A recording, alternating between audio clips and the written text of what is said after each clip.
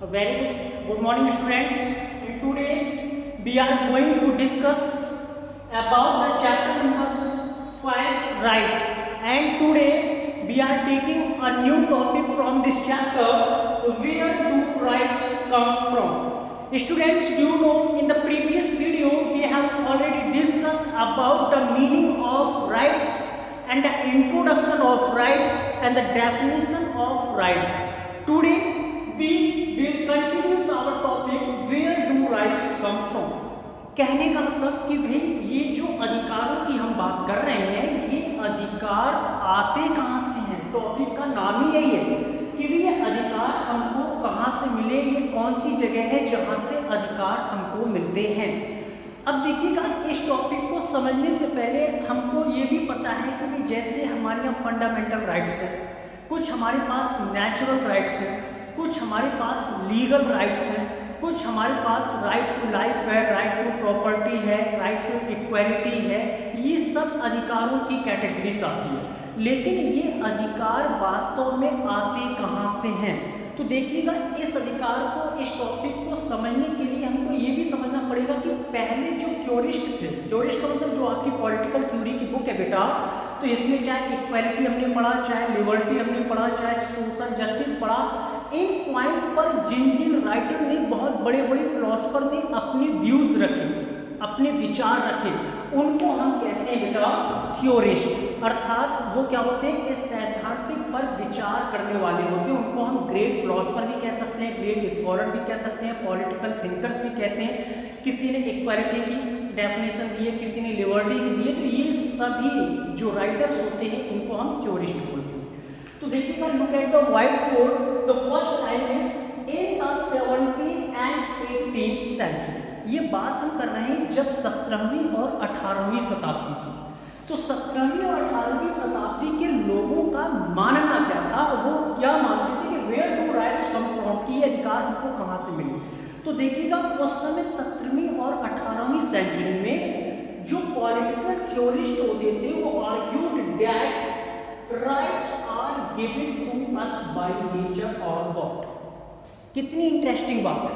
अब देखिएगा, ये चीज आपको याद रखनी है कि जब हम 17 और 18 सेंचुरी की बात करते हैं, तो जो उस समय के ग्रेट फिलोसफर हुआ करते थे, जो उस समय के ग्रेट स्कॉलर थे, या हम थ्योरिस्ट भी बोलते हैं उनको, उनका ये मानना था कि भाई अधिकार है क्या। भाई मेन चीज तो आप ये समझ लीजिए, जब हम हैं तो अधिकार है, क्योंकि जब हम नहीं है तो अधिकार नहीं। भी अधिकारों का यूज कौन करता है, एज अ ह्यूमन बीइंग।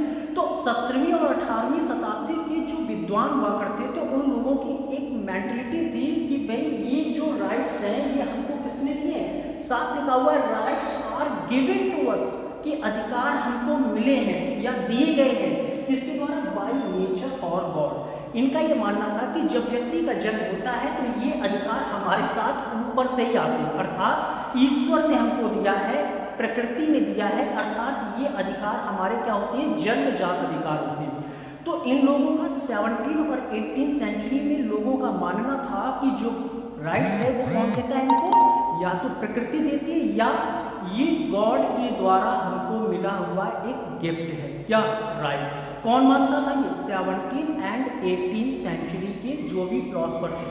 तो आपको याद रखना है कि 17 और 18 सेंचुरी के फिलोसफर ये मानते थे कि rights are given to us by God और नेचर। अब आज अगर हम इसकी बात करें कि क्या वास्तव में ये जो हमें राइट्स मिले हैं, ये बेटा क्या हमें ईश्वर ने दिए हैं, या हमारा जब जन्म हुआ तब हम अपने साथ इन अधिकारों को लेकर जन्म लिया हमने। तो आज की डेट में ये नहीं माना जाएगा, लेकिन ये 17 और 18 सेंचुरी में ऐसा लोगों का मानना था।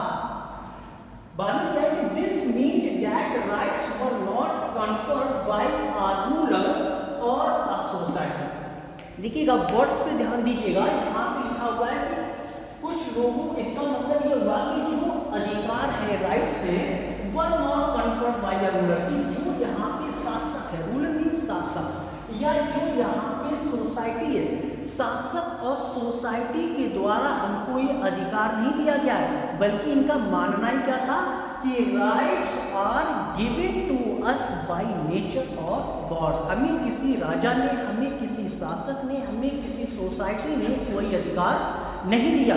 क्यों? क्योंकि उनका ये मानना था कि जब मनुष्य का जन्म होता है, जब मनुष्य जन्म लेता है तो वो अपने साथ ही अपने अधिकारों को लेकर जन्म लेता है। अब बात आगे करते हैं। लिखा हुआ है कि rather we are born with that. वही चीज मैंने अभी आपको रिपीट कराई। कहने का मतलब कि यहाँ पे जो हमको ये अधिकार मिले हैं वो हमें जन्मजात मिले हैं। तो यहाँ तक क्लियर हुआ कि rights are given to us by nature और गॉड। अब बेटा लास्ट में देखेंगे, यहाँ पे मैंने लिखा है नेचुरल एंड इनएलिएनेबल। इसका मतलब क्या होता है? इनएलिएनेबल इसका मतलब क्या होता है? कभी कभी यहाँ पे प्रॉब्लम आती है कि ये वर्ड है, इसका अर्थ क्या होगा? तो आप यहाँ लिखेंगे कि नेचर का मतलब हो गया कि हमारे प्राकृतिक, अर्थात एंड इनएलिएनेबल का मतलब जो अलग ना किया जा सके, जो अलग ना किया जा सके। देखिएगा, जैसे कि हमारे थॉट्स माने जाते हैं कि भी जैसे मनुष्य के शरीर में आत्मा होती है, तो भी मनुष्य के शरीर से आत्मा को अलग नहीं किया जा सकता। कहने का मतलब जिस दिन आत्मा शरीर से अलग हो जाती है उस दिन व्यक्ति क्या हो जाता है? डेड हो जाता है, उसको मरा हुआ मान लिया जाता है। तो ऐसे जब मनुष्य के जीवन से राइट्स को क्या कर दिया जाएगा? अलग कर दिया जाएगा, तो वो मनुष्य का जीवन जीवन नहीं रह जाएगा। लास्ट में we are born with rights, कि हम जब जन्म लेते हैं तो उस जन्म के साथ ही हमको क्या मिलते हैं? राइट्स मिलते हैं। ऐसा किस सेंचुरी में माना जाता था? 17th and 18th century. तो आपको याद रखना है, in the middle of 17th and 18th century political theorist argued that rights are given to us by God और नेचर। अब देखिएगा, अगर हम काइंड्स ऑफ राइट्स की बात करते हैं तो एक जॉन लॉक, याद रखेंगे जॉन लॉक। ये जॉन लॉक क्या थे? अ वेरी ग्रेट स्कॉलर और philosopher of UK, United Kingdom. अब इन्होंने क्या किया था? उन्होंने कहा था कि there are only 3 natural rights of human being. उन्होंने कहा था कि 3 प्रकार के नेचुरल राइट्स हैं। कितने? ये भी याद रखिएगा, मल्टीपल चॉइस क्वेश्चन ये क्वेश्चन बनता है कि जॉन लॉक ने जो 3 नेचुरल राइट्स बताए हैं वो कौन कौन से? तो आपको मैं बता दे रहा हूँ कि एक तो है बेटा राइट टू लाइफ, पहला राइट टू लाइफ। दूसरा याद रखेंगे राइट टू लिबर्टी। पहला लाइफ याद रखेंगे, दूसरा लिबर्टी, और जो तीसरा, इन दोनों से ज्यादा इंपॉर्टेंस जो उन्होंने बताया वो थर्ड राइट को बताया, और वो राइट का था that is right to property. Right to property. John Locke ने ये 3 नेचुरल राइट्स बताए थे। और नेचुरल का मतलब हम 17 और 18 सेंचुरी की बात कर रहे हैं, और जॉन लॉक का भी जन्म उसी बीच में होता है। और उसने कहा था कि मनुष्य जब जन्म लेता है तो अपने साथ वो इन 3 अधिकारों के साथ जन्म लेता है। किसी के जीवन को हम छीन नहीं सकते, किसी को हम मार नहीं सकते। क्यों? क्योंकि प्रत्येक व्यक्ति का जीवन एक अनमोल माना जाता है। दूसरा है राइट टू लिबर्टी। लिबर्टी मतलब स्वतंत्रता। भी हमें बोलने की स्वतंत्रता है, हमें घूमने की स्वतंत्रता है, हमें आने जाने की स्वतंत्रता है, ये सब लिबर्टी में आता है। तीसरा है राइट टू प्रॉपर्टी। लॉक ने ये भी कहा था कि एक बार को लाइफ और लिबर्टी का जो राइट्स है उसको हम नजरअंदाज कर सकते हैं, लेकिन right to property is the main natural rights according to John Locke. अब यहाँ पे क्या है? अब आप कहेंगे सर जो हम फंडामेंटल राइट्स पढ़ा था और उसमें हमने ये कहा था कि 44 अमेंडमेंट के माध्यम से हमारे देश की पार्लियामेंट ने राइट टू प्रॉपर्टी को हटा दिया, और right to property is known as a legal right. Legal right आज की डेट में वो लीगल राइट माना जाता है। लेकिन जब हम 17 और 18 सेंचुरी की बात करेंगे तो राइट टू प्रॉपर्टी। अभी प्रॉपर्टी कैसे? कहने का मतलब जब व्यक्ति, क्योंकि यहाँ पर देखिएगा जो मैंने लिखा है we are born with right, कि हम जब जन्म लेते हैं तो इन अधिकारों के साथ लेते हैं। कहने का मतलब जब हमारा जन्म होता है तो उस समय मनुष्य धीरे धीरे जब प्रोग्रेस करता है day by day in their life में, तो क्या करता है? बहुत सारी वस्तुओं को इकट्ठा करता है। कहने का मतलब वो अपने घरेलू जीवन में जो भी यूज होने वाली चीज़ें हैं उनको इकट्ठा करता है, मकान बनवाता है, जमीन खरीदता है, ये सब चीज़ें प्रॉपर्टी। क्यों? क्योंकि एक ये कैरेक्टरिस्टिक्स पाई जाती है ह्यूमन बीइंग्स की। तो इस प्रकार से हम नेचुरल जो राइट्स है उसको ये मानते हैं कि ये क्या है? गिवन बाय गॉड और नेचर। ये 17 और 18 सेंचुरी की बात है।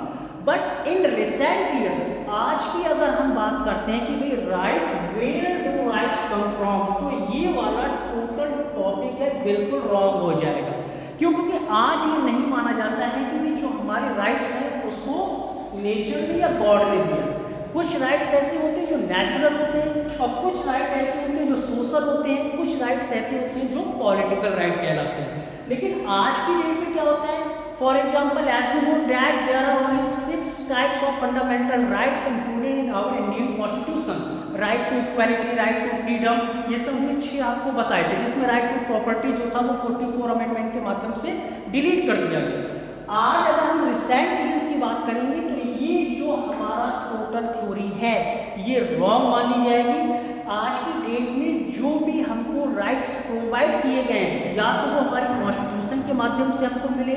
हमने आपको बताया था कि अगर कॉन्स्टिट्यूशन के माध्यम से जो हमें फंडामेंटल राइट्स मिले, अगर कोई हमारी फंडामेंटल राइट्स को छीनता है तो हम article number 32 which is related to Supreme Court of India and article number 226 which is related to High Court of any state, इनके माध्यम से हम उन फंडामेंटल राइट्स को अचीव कर सकते हैं दोबारा से।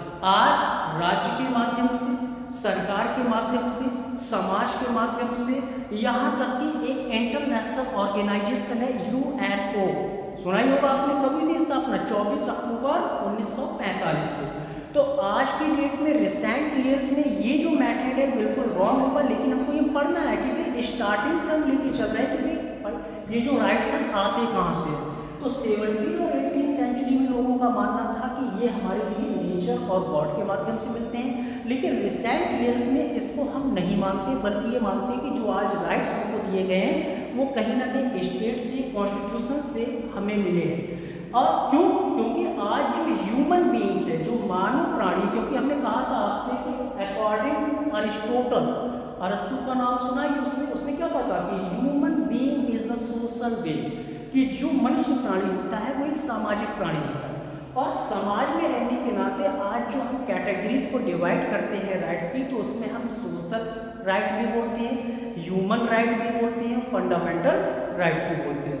In the next video we will discuss about the difference between the legal rights and fundamental rights. Thanks for watching.